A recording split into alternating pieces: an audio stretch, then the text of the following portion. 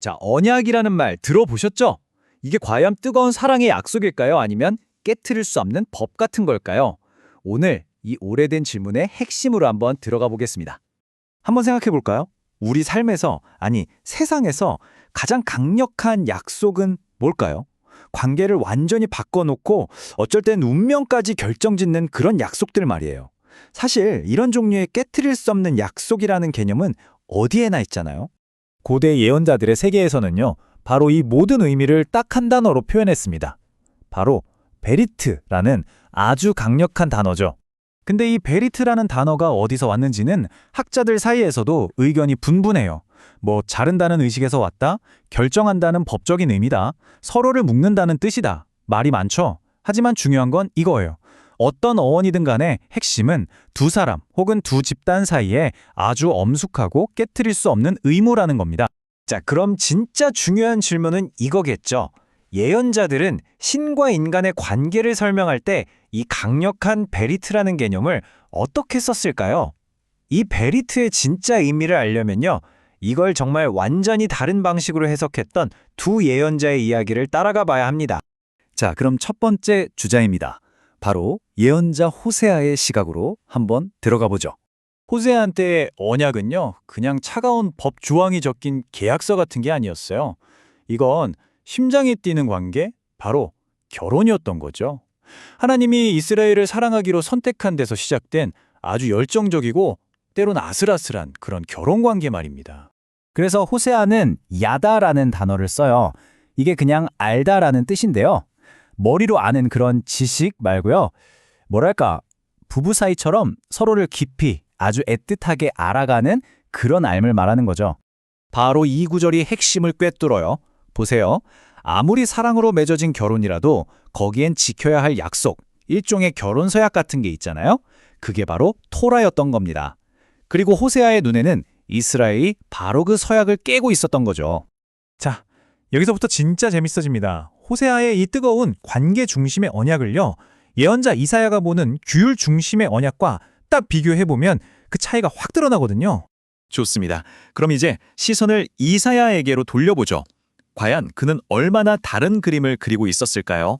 이사야에게 언약은요, 완전히 다른 이야기예요.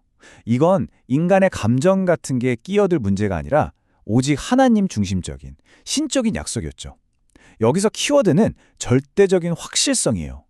감정처럼 변하는 게 아니라 법처럼 절대 깨지지 않는 약속. 그리고 그걸 뒷받침하는 명확한 규정들이 핵심이었던 겁니다. 예를 들어 이사야는 이 언약을 하나님이 노아에게 하셨던 약속에 빗대어 다시는 물로 세상을 심판하지 않겠다는 그 약속, 절대 변하지 않잖아요. 이스라엘과의 약속도 바로 그런 거라는 거죠. 신의 일방적인 선포에 가까워요. 그래서 이 언약을 굳게 지키는 방법은 뭐냐? 바로 안식일 같은 법을 철저히 지키는 것. 그게 바로 증거가 되는 겁니다. 자, 이렇게 보니까 정말 다르죠? 한쪽은 뜨거운 사랑, 다른 한쪽은 차가운 율법. 이렇게 강력하면서도 서로 부딪히는 두 가지 관점이 나왔어요. 도대체 왜 이런 차이가 생긴 걸까요? 여기서 우리가 꼭 짚고 넘어가야 할 게 있어요. 예언자들이 왜 이렇게 다른 비유를 썼을까 하는 점인데요. 이건 그냥 우연이 아니에요. 각자가 전하고 싶었던 핵심 메시지를 위해서 이 비유는 정말 필수적인 선택이었던 겁니다. 그러니까 다시 말해서 호세아는요, 사랑과 배신, 그리고 결국엔 용서로 이어지는 이 격정적인 드라마를 이야기하고 싶었어요. 그러려면 결혼이라는 비유만큼 완벽한 게 없었겠죠? 반면에 이사야는 하나님의 절대적인 권위와 흔들리지 않는 질서를 강조하고 싶었어요. 그러니 법이라는 누구도 바꿀 수 없는 강력한 틀이 필요했던 거고요. 그리고 이게 또 다른 것도 설명해줘요. 아모스나 미가 같은 다른 예언자들은 베리트라는 말을 거의 안 썼거든요. 왜냐? 이 사람들은 관계가 곧 깨질 거다. 그 임박한 파국을 말하고 있었는데 깨트릴 수 없는 약속을 의미하는 베리트라는 단어는 자기들 메시지랑 안 맞았던 거죠. 결국 베리트를 어떻게 정의할 것인가 하는 이 치열한 고민은요, 시대를 뛰어넘어서 우리 인간이 늘 겪는 어떤 긴장감을 보여주는 것 같아요. 생각해보면 우리가 맺는 모든 깊은 관계의 중심에는 항상 이 두 가지가 팽팽하게 맞서고 있잖아요.